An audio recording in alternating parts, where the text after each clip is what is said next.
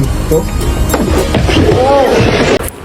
ये बंदा तो गिर गया। एग्जाम में जाके आप लोग भी कहीं ऐसे ना गिरोगे, क्योंकि इन 5 चीज़ों का डिफरेंस अगर आपको नहीं आता तो आपका एक क्वेश्चन गलत होना है, मतलब होना ही। वो कौन सी 5 चीज़ें?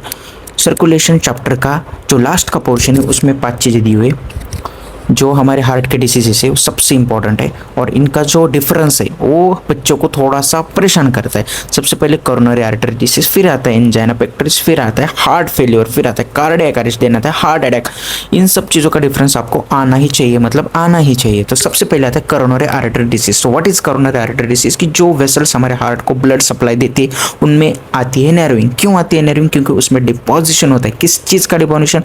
कैल्शियम, फैट और फाइबरस टिश्यू एंड कोलेस्ट्रॉल। इन सब चीज़ों के डिफरेंशिएशन की वजह से उनमें नैरोइंग आती है। फिर आता है एंजाइना। एंजाइना को बोलते हैं एंजाइना पेक्टोरिस। सिंपल से याद रखो कि इसमें हार्ट को ऑक्सीजन नहीं मिल रहा। फिर आता है कार्डियक फेलियर, हार्ट फेलियर। मतलब क्या है कि हार्ट अपना जो काम कर रहा है उसमें वो फेल हो रहा है। उसका काम क्या है कि ब्लड पंप करना, वो ब्लड पंप करने में फेल हो रहा है, तो उसमें आएगी कुछ ना कुछ तो दिक्कत। सेकंड आता है हार्ट अटैक। हार्ट अटैक मतलब क्या होता है कि सडन अटैक। कैसे होता है? सडन होता है। तो अटैक जहाँ भी आपको वर्ड दिखा तो सडन डैमेज हुआ किस चीज़ को? मसल को। और सबसे इंपॉर्टेंट आता है कार्डियक अरेस्ट। अगर हम किसी चीज़ को अरेस्ट करें मतलब क्या कर रहे? उस चीज़ को उसका काम करने से रोक रहे, मतलब वो अच्छे से बीट नहीं कर रहा। तो इसका ट्रिक ये है कि हम किसी को अरेस्ट करते तो क्या करते? बीट करते।